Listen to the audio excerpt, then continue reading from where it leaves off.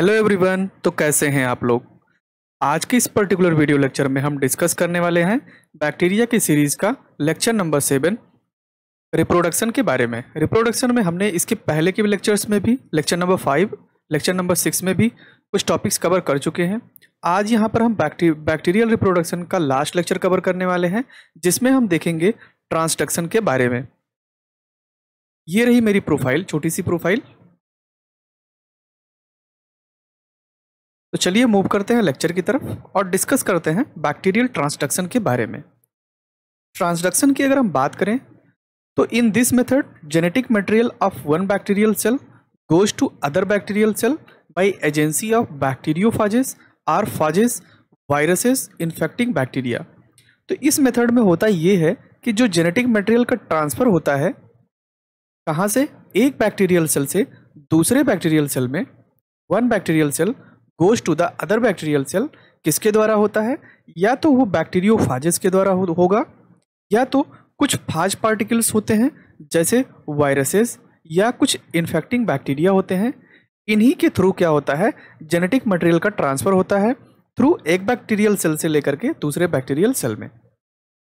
तो इस मेथड को हम बोलते हैं transduction. It was first of all reported in salmonella typhimurium. तो सबसे पहले इसको रिपोर्ट किया गया था, एक बैक्टीरिया है जिसका नाम है साल्मोनेला टाइफिनोरियम, और किसने किया था? जिंडर एंड लिडरबर्ग ने इन 1952। तो 1952 में जिंडर एंड लिडरबर्ग ने साल्मोनेला टाइफिनोरियम में इसको ट्रांसडक्शन वाली प्रोसेस को सबसे पहले रिपोर्ट किया। देन द बैक्टीरियोफाज में अंडरगो लाइटिक और लाइसोजेनिक लाइफ साइकिल। तो बैक्टीरियोफाजेस जो होते हैं उनके पास दो साइकिल होती है, एक लाइटिक साइकिल होती है और एक होती है लाइसोजेनिक लाइफ साइकिल। तो ट्रांसडक्शन की अगर हम बात करें तो इसको जनरल बेसिस पे दो पार्ट में फिर डिवाइड किया जा सकता है, यानी कि ट्रांसडक्शंस जो होते हैं फिर दो पार्ट में उसको हम डिवाइड कर देते हैं। एक होता है जनरलाइज ट्रांसडक्शन और एक होता है स्पेशलाइज ट्रांसडक्शन। तो अब हम मूव करते हैं नेक्स्ट टॉपिक पे और हम डिस्कस करते हैं जनरलाइज ट्रांसडक्शन के बारे में। तो जनरलाइज ट्रांसडक्शन की अगर हम बात करें तो ये होता क्या है, सबसे पहले ये देख लेते हैं। तो it involves only those prophage particles which are present in the cytoplasm of the infected cell and not in the chromosomes. तो जनरलाइज ट्रांसडक्शन ऐसे फाज पार्टिकल्स में होता है जो कि प्रेजेंट होते हैं कहाँ पे? Only the cytoplasm. साइटोप्लाज्म के अंदर जो प्रेजेंट होते हैं उनमें ये प्रोसेस देखने को मिलता है, और ये जो होते हैं वो क्रोमोसोम्स के अंदर नहीं पाए जाते हैं। Then it is the process by which any bacterial gene may be transferred to another bacterium via a bacteriophage. तो इसमें क्या होता है कि बैक्टीरियल जीन जो होते हैं वो ट्रांसफ़र कर लिए जाते हैं, कहाँ से कहाँ तक? एक बैक्टीरियल सेल से दूसरे बैक्टीरियल सेल में ट्रांसफ़र कर लिए जाते हैं वाया थ्रू बैक्टीरियोफाजेस। तो बैक्टीरियोफाजेस के द्वारा इनका जेनेटिक मटेरियल एक बैक्टीरिया से दूसरे बैक्टीरिया में ट्रांसफ़र होता है और ये साइटोप्लाज्म के अंदर ही पाया जाता है। एंड वेरी रेयरली ये small number of phages carry the donor bacterial genome. One phage in 10,000 ones carry the donor genome. तो ये बहुत ही रेयर केसेस में पाए जाते हैं और कुछ ही नंबर में ये प्रेजेंट होते हैं, जैसे कि 10,000 में एक फाज पार्टिकल्स जो होगा वो प्रेजेंट होता है। Then if bacteriophages undertake the lytic cycle of infection upon entering a bacterium. अगर ये बैक्टीरियोफाज जो होता है, बैक्टीरियोफाज के दो पार्ट का लाइफ साइकिल हमने बताया, एक लाइटिक और एक लाइसोजेनिक। तो अगर वो लाइटिक लाइफ साइकिल्स को अगर वो फॉलो करता है तो ये जो बैक्टीरियम जो होता है, इन्फेक्शंस जो होता है बैक्टीरियम में, the virus will take control of the cell's machinery. तो जो वायरस होता है वो खुद अपनी मशीनरी को, जो लाइफ साइकिल की मशीनरी होती है यानी कि जो ट्रांसफर मैकेनिज्म होता है वो खुद ही कंट्रोल करता है for using A replicating its own viral DNA. और ये खुद के अपने वायरल डीएनए को क्या करता है? रेप्लिकेट करता है। If by chance bacterial chromosomes DNA is inserted into the viral capsid. अगर बाई चांस में होता ये है कि अगर बैक्टीरियल क्रोमोसोम्स का जो डीएनए है वो इंसर्ट हो जाए कहाँ पे? वायरल के कैप्सिड के वाले सेल से। अगर वहाँ पे ये जाकर के इंसर्ट हो जाता है तो क्या होगा? Which is usually use to encapsulated the viral DNA. तो तो जो वायरल डीएनए है उसको क्या कर लेगा, एक कैप्सूल की कवरिंग होगी, उससे क्या करेगा, उसको ढक लेगा। The mistake will lead to generalise transduction. तो इस तरीके की जो मिस्टेक्स हो जाती है उसको हम बोलते हैं जनरलाइज ट्रांसडक्शन। तो अब जनरलाइज ट्रांसडक्शन में भी कुछ मेन स्टेप्स होते हैं, उसको हम देख लेते हैं कि कैसे कैसे जनरलाइज ट्रांसडक्शन की प्रोसेस हो रही है। तो सबसे पहले क्या होगा, सबसे पहला स्टेप ये है, the phage DNA present in the lysogenic bacterial cells. तो जो फाज डीएनए जो होगा वो प्रेजेंट होगा कहाँ पे, लाइसोजेनिक बैक्टीरियल सेल के अंदर ये प्रेजेंट होगा। Start synthesising new phage component, और वो क्या करेगा, न्यू फाज कंपोनेंट का सिंथेसाइज करना स्टार्ट कर देगा। Then in this process the chromosomes of some bacterial cells get fragmented. तो इससे क्या होता है कि कुछ बैक्टीरियल सेल्स जो होते हैं वो क्या होते हैं, फ्रेगमेंट में टूट जाते हैं। Then eventually these fragments are incorporated in some new phage particles. तो क्या होता है कि ये जो फ्रेगमेंटेड पार्टिकल्स होते हैं बैक्टीरियल सेल्स के, वो इनकॉर्पोरेट हो जाते हैं कुछ न्यू फाज पार्टिकल्स के अंदर। तो ये इनकॉर्पोरेट होना चालू करते हैं। अब इनकॉर्पोरेट होने में क्या होगा कि the some of the phage particles present in the lysogenic cells have segments of bacterial chromosome incorporated in them while others have only phage. तो कुछ जो होते हैं वो ये इनकॉर्पोरेट कर जाते हैं, लेकिन कुछ जो होते हैं वो इनकॉर्पोरेट नहीं कर पाते हैं, और जो इनकॉर्पोरेट कर पाते हैं वही जाकर के आगे बाद में सर्वाइवल करते हैं। तो यहाँ पे हम कुछ इसका स्ट्रक्चर देख लेते हैं कि कैसे कैसे स्ट्रक्चर के थ्रू ये प्रोसेस हो रहा है। तो यहाँ पे आपको बैक्टीरियल क्रोमोसोम्स का स्ट्रक्चर ये दिखाई दे रहा है आपको, ये लाइसोजेनिक बैक्टीरियम है, टोटल सेल्स जो है ये लाइसोजेनिक बैक्टीरियम का सेल है। ये जो पार्टिकल है ये वायरल डीएनए का पार्टिकल है। अब क्या होता है कि ये जो बैक्टीरियल क्रोमोसोम्स है ये सेगमेंट में टूटना स्टार्ट करते हैं, और ये डीएनए जो होते हैं ये वैसे के वैसे रिमेन सेम बने हुए हैं। अब ये क्या करेगा कि ये छोटे छोटे पार्ट में सेगमेंट में ये टूट गया, ये सेगमेंट में आपको टूटा हुआ दिखाई दे रहा होगा। देन उसके बाद में क्या होता है कि जो वायरल डीएनए है ये क्या करता है, ये कैप्सूल का फॉर्मेशन करना यहाँ पे स्टार्ट कर रहा है। कुछ ये वाले जो कैप्सूल्स आपको दिखाई दे रहे हैं, कैप्सूल का फॉर्मेशन करना स्टार्ट कर रहा है। देन ये जो वायरस वाले पार्टिकल्स होते हैं इस कैप्सूल के अंदर क्या करते हैं, इनकॉर्पोरेट कर जाते हैं। तो कुछ इस तरीके से बाद में जाकर के पार्टिकल्स, जो फाज पार्टिकल वाला डीएनए है, new transduction into host cell, ये वाला आपका एक नया सेल बन के चला आता है। Then if a phage particle with segment of bacterial chromosome in its DNA attacks a bacterium of any other strains, तो ये कह रहा है कि अगर फाज पार्टिकल्स जो होते हैं जो बैक्टीरियल क्रोमोसोम्स वाले सेगमेंट्स को लेके रखे हुए हैं वो क्या करते हैं, अगर दूसरी स्ट्रेन के ऊपर अटैक करते हैं तो क्या होता है, then the present bacterium are transfer to the new cells. तो जो नए बैक्टीरियम्स जो होते हैं, जो वहाँ पे प्रेजेंट होते हैं बैक्टीरिया, वो ट्रांसफर हो जाते हैं नए सेल में। Such phage particles with genes of bacterial cells, तो ऐसे फाज पार्टिकल्स जो होते हैं वो क्या करते हैं, आर दस कैपेबल ऑफ ट्रांसडक्शन। तो ऐसे फाज पार्टिकल्स जो होते हैं ट्रांसडक्शन करने के लिए कैपेबल माने जाते हैं। On the contrary the particles with only phage DNA are incapable of transductions. तो ऐसे डीएनए, ऐसे फाज डीएनए जो कि पार्टिकल्स, उस पार्टिकल्स को, वायरल पार्टिकल्स को रखते हैं, वो क्या करते हैं, इनकैपेबल होते हैं ट्रांसडक्शन करने के लिए। When the new DNA is inserted into this recipient cell, it can fall to one of the three fates. तो अगर DNA इंसर्ट हो रहा है रिसिपिएंट सेल के अंदर में तो उसके 3 फेट भी हो सकते हैं। अब वो फेट कौन कौन से हैं, the DNA will be absorb by the cells and be recycled for spare parts. तो सबसे पहले ये होता है कि DNA जो होता है उसका पार्टिकल का, वो क्या करता है, एब्जॉर्ब कर लिया जाता है और रिसाइकिल हो जाता है, उसके स्पेयर पार्ट्स को सब बाद में रिसाइकिल कर दिया जाता है, यानी कि उसके ऊपर कोई इफेक्ट नहीं पड़ेगा। Then if the DNA was originally ये प्लाज्मिड, अगर डीएनए जो है वो प्लाज्मिड है तो क्या होगा, it will recircularize inside the new cell and become a plasmid again. तो बाद में क्या होता है कि वो रिसर्कुलाइज किया जाएगा और बाद में नए सेल के अंदर एक नया प्लाज्मिड का फॉर्मेशन कर लेगा। देन तीसरा फेट क्या है, if the new DNA matches with a homologous region of the recipient cell, अगर जो नया डीएनए है वो होमोलॉगस रीजन से, जो रिसिपिएंट सेल का क्रोमोसोम है उसके होमोलॉगस रीजन से वो जाकर के मैच करता है, तो क्या होगा, it will exchange DNA material similar to the action in bacterial recombination. तो बाद में जब बैक्टीरियल रिकॉम्बिनेशन की प्रोसेस होगी तो वहाँ पे जो डीएनए होगा, डीएनए मटेरियल होगा, उसका एक्सचेंज कर लिया जाएगा आसानी के साथ में। तो ये 3 फेट हो गई। टोटल मिला करके। देन नेक्स्ट वन की अगर हम बात करें जिसको बोलते हैं स्पेशलाइज्ड ट्रांसडक्शन, स्पेशलाइज्ड ट्रांसडक्शन के बारे में भी अब बात कर लेते हैं। It is the process by which a restricted set of bacterial genes is transferred to another bacterium. तो इसमें क्या होता है, जनरल जो बैक्टीरियल जीन्स होते हैं वो ट्रांसफ़र नहीं होते हैं, इसमें कुछ रिस्ट्रिक्टेड सेट होते हैं किसके, बैक्टीरियल जीन के, वो ट्रांसफ़र किए जाते हैं। तो ऐसे प्रोसेस को क्या बोलते हैं हम, स्पेशलाइज्ड ट्रांसडक्शन बोलते हैं। The genes that get transferred, donor genes, depend on where the phage genome is located on the chromosomes. तो यहाँ पे जो ट्रांसफ़र होता है यानी कि डोनर जीन्स जो होते हैं वो ट्रांसफ़र किए जाते हैं एक पर्टिकुलर लोकेटेड क्रोमोसोम्स के पास में।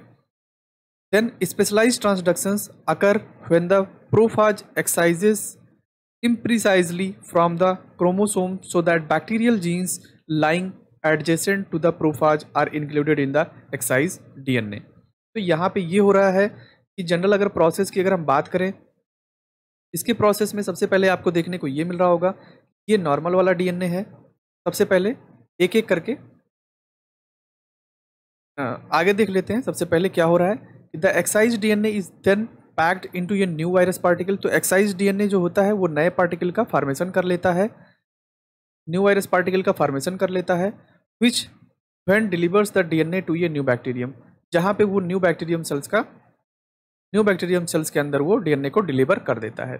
Where the donor genes can be inserted into the recipient chromosomes or remain in the cytoplasm. और जो डोनर जीन्स होते हैं वो या तो रेसिपिएंट सेल के अंदर इंसर्ट कर दिए जाते हैं या तो वो साइटोप्लाज्म के अंदर वैसे के वैसे पड़े रहते हैं, depending on the nature of the bacteriophage. तो बैक्टीरियोफाज के नेचर के बेसिस पे उसको या तो वो डोनर सेल को इंसर्ट कर दिए जाएंगे रेसिपिएंट क्रोमोसोम में या तो वो साइटोप्लाज्म के अंदर वैसे के वैसे वो प्रेजेंट रहेंगे। When the partially encapsulated phage material infects another cells and become a prophage, तो जब क्या होता है कि कुछ इनकैप्सुलेटेड फाज पार्टिकल्स जो होते हैं वो पार्शियली इनकैप्सुलेटेड होते हैं, उनको क्या किया जाता है कि इन्फेक्ट कराया जाता है दूसरे बैक्टीरियल सेल्स में, तो वहाँ पे प्रोफाज का नाम दिया जाता है। Bonded into the infected cells, तो वो क्या करते हैं, बॉन्ड बना लेते हैं, बॉन्डेड मतलब जाकर के उसके साथ जुड़ जाते हैं इन्फेक्टेड सेल के साथ।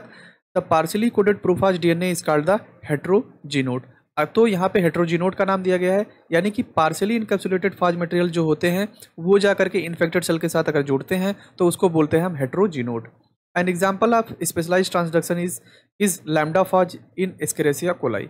तो इसमें हम बात करते हैं, अगर इस एग्जाम्पल की बात करें तो ट्रांसडक्शन में एक होता है लैम्डा फाज पार्टिकल जो कि एस्केरेसिया कोलाई में पाया जाता है। तो यहाँ पे जनरली आपको देखने को ये मिल रहा है कि ये लाइसोजेनिक बैक्टीरियम है और ये वायरल डीएनए है। ये क्या हुआ है, यहाँ पे बैक्टीरियल जीन्स जो होते हैं, यहाँ पे कुछ फ्रेगमेंट्स जो होते हैं बैक्टीरियल जीन के और कुछ वायरस पार्टिकल्स के ये हो जाते हैं। फिर ये बैक्टीरियल्स जो जो जो क्रोमोसोम है ये फ्रेगमेंट में टूटता है, इनकैप्सुलेट का फॉर्मेशन करता है। देन ये क्या करते हैं, ये पूरे के पूरे फाज पार्टिकल का फॉर्मेशन कर लेते हैं विथ बैक्टीरियल डीएनए के साथ में। बीच में बैक्टीरियल का डीएनए है और ऊपर से फाज पार्टिकल है। फिर ये क्या होता है कि ये इन्फेक्ट करता है दूसरे न्यू होस्ट बैक्टीरिया में। अब दूसरे न्यू होस्ट बैक्टीरिया में अगर ये ट्रांसफ़र किया जाता है तो सबसे पहले क्या होता है, ये जो ऊपर वाला पार्ट है यानी कि जो इसकी कैप्सूल है वो अंदर नहीं आती है, केवल बीच वाला मटेरियल जो होता है वो ट्रांसफ़र होता है। और जब ये केवल जो जेनेटिक मटेरियल ट्रांसफ़र होता है आ करके क्या करता है, इस क्रोमोसोम्स के साथ में आकर के ये एडजस्ट हो जाता है। Then transfer to the phage nucleic acid into the host cell. तो ये जो क्रोमोसोम्स इसके अंदर फाज पार्टिकल में था ये मेन बैक्टीरियल क्रोमोसोम्स के जाकर के साथ में अटैच हो जाता है और इस प्रोसेस को हम बोलते हैं स्पेशलाइज्ड ट्रांसडक्शन। यानी कि इसमें ये वाली प्रोसेस जैसे हमको देखने को मिली कि कुछ ये पार्ट थे, जैसे मान लो कि ये वाले पार्ट थे, ये पार्ट में क्या हुआ, सॉरी यहाँ से नहीं करते हैं, यहाँ पे क्या हुआ है कि ये फाज पार्टिकल्स था, अटैक कर रहा है ये, लेकिन ये क्या हुआ है कि इसमें छोटे छोटे ये आपका बैक्टीरियल क्रोमोसोम्स वाला पार्ट है और ये आपका वायरल डीएनए वाला पार्ट है, ये इसके साथ में आकर के इंटीग्रेट किया है। इंटीग्रेट करने के बाद में ये अलग से अलग हो गया है। देन ये फाज पार्टिकल्स जो हैं ये टूटना स्टार्ट किए हैं और यहाँ पे इनकैप्सुलेटेड का फॉर्मेशन किए हैं। इनकैप्सुलेटेड वाला फिर क्या करेगा, एंट्री करेगा और ये क्रोमोसोम्स के साथ में जाकर के लास्ट में जाकर के ये अटैच हो जाएगा। तो वही प्रोसेस यहाँ पे भी आपको दिखाया गया। ये वाले पार्ट में खूब अच्छे से आपको समझ में आ गया होगा कि सबसे पहले प्रोसेस यहाँ पे वायरल डीएनए के साथ में हुई है, लाइसोजेनिक बैक्टीरिया था, ये दोनों बैक्टीरिया यहाँ पे अलग हुए हैं फिर ये कैप्सूल का फॉर्मेशन किए हैं, फिर ये क्या किया, न्यू फाज पार्टिकल्स का फॉर्मेशन कर लिए हैं, फिर ये फाज पार्टिकल दूसरे बैक्टीरिया के साथ अटैच करेगा और अटैच करने के बाद जो कैप्सूल है वो बाहर ही रह जाएगा और केवल अंदर आएगा कौन सा, जो वायरल डीएनए है वो अंदर आएगा और ये आने के बाद में जो बैक्टीरियल क्रोमोसोम्स है इसके साथ में जाकर के ये अटैच कर जाएगा फाइनली। तो ये हो गई इसकी स्पेशलाइज्ड ट्रांसडक्शन की overall process. Then the main step of specialised transduction are as follows. तो ये आपका स्टेप्स दिया गया है जो हमने हम इसको डिस्कस कर चुके हैं। The bacteriophage gets attach to the bacterial cells. तो सबसे पहले क्या था कि बैक्टीरियोफाज जो होते हैं वो क्या करते हैं, अटैच हो जाते हैं बैक्टीरियल सेल के साथ में on the recipient side and the nucleic acid of prophage particle is transfer to the cytoplasm of the bacterial cells. और जो न्यूक्लिक एसिड वाला फाज पार्टिकल्स होता है वो ट्रांसफर कर दिया जाता है कहाँ पे, साइटोप्लाज्म में ऑफ द बैक्टीरियल सेल के अंदर। Then the nucleic acid of the phage particle is coded for the synthesis of certain specific protein in the bacterial cells। तो जो न्यूक्लिक एसिड्स होता है फाज पार्टिकल का वो कोड करता है और सिंथेसाइज करता है कुछ स्पेसिफिक प्रोटीन को, कहाँ पे, बैक्टीरियल सेल के अंदर। These are known as repressor protein. ऐसे प्रोटीन को बोलते हैं हम repressor protein and their function is to check the synthesis of phage particle. और उसका फंक्शन ये होता है कि वो फाज पार्टिकल का फंक्शन चेक करता है कि वो सिंथेसिस कर पाया है या नहीं कर पाया है, कहाँ पे, बैक्टीरियल सेल के अंदर। Then the DNA occurs in the bacterial cell in the form of fragments known as prophage. तो जो डीएनए होता है वो बैक्टीरियल सेल के अंदर कैसे अटैच होता है, वो पहले फ्रेगमेंट में, ये जाकर के फ्रेगमेंट फॉर्म में प्रोफाज के साथ में जुड़ेगा। These fragment are either free in cytoplasm or attach to the chromosomes. तो जो फ्रेगमेंट्स होते हैं वो क्या होते हैं, आइदर फ्री फॉर्म में होते हैं, कहाँ, साइटोप्लाज्म के अंदर में, या तो वो क्रोमोसोम्स के साथ में जाकर के अटैच हो जाएंगे। ये bacterial cell with prophage is lysogenic. जो बैक्टीरियल सेल्स होता है प्रोफाज का वो कैसा होता है, लाइसोजेनिक इन नेचर में होता है एंड इट में remain lysogenic for several generation. और ये लाइसोजेनिक फॉर्म में ही कुछ जनरेशन तक वैसे के वैसे ये बना रहता है। During this period the phage DNA keeps on driving along with the bacterial chromosome. तो अगर हम बात करें, ये जो होता है कुछ टाइम के लिए क्या कहता है, बैक्टीरियल क्रोमोसोम्स के अंदर वैसे के वैसे पड़ा हुआ रहता है। ये stage comes when synthesis of the repressor protein stops in the bacterial cell and synthesize of phage component starts. तो जब रिप्रेसर प्रोटीन्स जो होते हैं कुछ तब तक प्रेजेंट रहते हैं जब तक कि उसके पास एक्टिवेटर नहीं प्रेजेंट होता है। देन बाद में क्या होता है, ये सिंथेसाइज करना स्टार्ट करते हैं और फाज कंपोनेंट का फॉर्मेशन कर लेते हैं। देन अंडर सच कंडीशंस, ऐसे कंडीशंस में टू फाज डीएनए के क्या होता है, when was so far attach to the bacterial chromosomes, जब ये जाकर के बैक्टीरियल क्रोमोसोम के साथ अटैच कर लेते हैं, separate and start synthesizing phage protein. तो वो क्या करते हैं, सेपरेट होते हैं और सिंथेसाइज करना प्रोटीन को, फाज प्रोटीन को स्टार्ट कर देते हैं। When phage DNA breaks off the bacterial chromosomes, जब ये फाज डीएनए क्या होते हैं, बैक्टीरियल क्रोमोसोम्स को ब्रेक करते हैं, few genes of the bacterium remain attach to it. तो कुछ बैक्टीरियल सेल्स जो होते हैं उसके साथ वो अटैच किए रहते हैं। These genes keep on replicating along with the phage DNA. और ऐसे जीन्स जो होते हैं रेप्लिकेशंस करते हैं फाज डीएनए के साथ में and become a part and parcel of the phage particles. और कुछ में तो ये खुद के पार्ट को पार्टिसिपेट करते हैं और कुछ केवल क्या करते हैं कि पार्सल कर देते हैं फाज पार्टिकल को। Such phage particles when infect any other bacterial cells. तो ऐसे फाज पार्टिकल्स जो होते हैं अगर दूसरे बैक्टीरियल सेल्स को जाकर के अटैच करते हैं, इन्फेक्ट करते हैं, then the bacterial genes present in phage particles are incorporated in the chromosomes of the new bacterial cells. तो क्या होता है कि बैक्टीरियल जीन्स जो होते हैं प्रेजेंट होते हैं फाज पार्टिकल के अंदर, वो इनकॉर्पोरेट कर दिए जाते हैं कहाँ पे, न्यू बैक्टीरियल सेल के अंदर, जिसको हम बोलते हैं recombinant cell. 10 recombinant cells beside its own chromosomes. तो जो रिकॉम्बिनेंट सेल्स होते हैं अपने खुद के क्रोमोसोम्स के साथ also contain few gene of the parent bacterial cells. तो कुछ जीन्स जो होते हैं पेरेंट बैक्टीरियल सेल के साथ में ये जुड़े हुए होते हैं। तो ये हो गई ओवरऑल प्रोसेस स्पेशलाइज्ड ट्रांसडक्शन की। देन ये जनरलाइज ट्रांसडक्शन का आपको डायग्राम दिख रहा होगा, ये स्पेशलाइज्ड ट्रांसडक्शन का पार्ट दिख रहा होगा। तो यहाँ पे एक एक स्टेप्स करके हमने इसको डिस्कस कर चुके हैं कि bacterial host cell, donor cell infecting by phage particle. ये फाज पार्टिकल के द्वारा ये इन्फेक्ट हो रहा है। लास्ट में जाकर के न्यू रिकॉम्बिनेंट सेल का ये यहाँ पे फॉर्मेशन कर ले रहा है। लेकिन यहाँ पे क्या हो रहा है, बैक्टीरियल होस्ट और प्रोफाज वाले जो होते हैं वो क्या होते हैं, ये दोनों एक दूसरे के साथ में अटैच होते हैं और बाद में जाकर के ये क्या करते हैं, प्रोफाज डीएनए और होस्ट डीएनए रिसिपेंट वाले में ये दोनों एक साथ में दिखाई देते हैं। Then transduction differ from transformation in the following ways. तो ट्रांसडक्शन कैसे डिफर है ट्रांसफॉर्मेशन की प्रोसेस से, इसको भी जरा हम देख लेते हैं। तो सबसे पहले क्या है, transduction transfers of the genetic material from donor to recipient cell is through ये टेम्परेट फाज। तो ट्रांसडक्शन में क्या होता है, ट्रांसडक्शन में होता ये है कि जेनेटिक मटेरियल का ट्रांसफर होता है डोनर से रिसिपिएंट सेल में, किसके द्वारा, टेम्परेट फाज के द्वारा। लेकिन ट्रांसफॉर्मेशन में क्या होता है, जेनेटिक मटेरियल का ट्रांसफर होता है थ्रू ये सोल्यूशन, ये कुछ सोल्यूशंस के द्वारा ये पास होते हैं, जबकि ट्रांसडक्शन में ये टेम्परेट फेज के द्वारा ट्रांसफर होता है। देन सेकंड में डीऑक्सीराइबोन्यूक्लियस एंड एंजाइम, एक एंजाइम है जिसको बोलते हैं हम deoxyribonuclease completely checks the process of transformation. तो ये ट्रांसफॉर्मेशन की प्रोसेस को कंप्लीटली चेक करता है, लेकिन there is and no effect of this enzyme on transduction, लेकिन इस एंजाइम का ट्रांसडक्शन पे कोई भी इफेक्ट नहीं देखा जा सकता है। तो ये दो मेन डिफरेंस हो गए कि ट्रांसडक्शन में टेम्परेट फाज के द्वारा डोनर से रिसिपिएंट सेल में जेनेटिक मटेरियल का ट्रांसफर होता है, जबकि ट्रांसफॉर्मेशन में जेनेटिक मटेरियल का ट्रांसफर कुछ सॉल्यूशंस के द्वारा होता है। जबकि दूसरे पॉइंट में ये है कि डीऑक्सीराइबोन्यूक्लियस एक एंजाइम है जो कि ट्रांसफॉर्मेशन की प्रोसेस को कंप्लीटली चेक करता है कि ट्रांसफॉर्मेशन की प्रोसेस हुई है या नहीं हुई है, लेकिन ट्रांसडक्शन में इसका कोई भी इफेक्ट नहीं देखा गया है। Then last one is significance की अगर हम बात करते हैं, सिग्निफिकेंस क्या है इस ट्रांसडक्शन का। जैसे हमने कॉन्जुगेशन देखा, कॉन्जुगेशन का सिग्निफिकेंस देखा, देन हमने ट्रांसफॉर्मेशन देखा, उसका सिग्निफिकेंस देखा, अब हम ट्रांसडक्शन देख रहे हैं और इसका सिग्निफिकेंस के बारे में बात करने वाले हैं। तो transduction involves transfer of genetic material from one bacterial cell to another. तो ट्रांसडक्शन में होता वही है कि एक बैक्टीरियल सेल्स का जेनेटिक मटेरियल जो होता है वो दूसरे बैक्टीरियल सेल के अंदर, one bacterial cell to another, दूसरे सेल्स में ट्रांसफर होता है। Thus it alters the genetic characteristics of the recipient cell। तो इसमें ये होता है कि जेनेटिक कैरेक्टरिस्टिक्स जो होते हैं क्या कर दिए जाते हैं, अल्टर हो जाते हैं ट्रांसडक्शन की प्रोसेस में। दूसरा सिग्निफिकेंस क्या है इसका, in this process the recipient cells attains many important characteristics.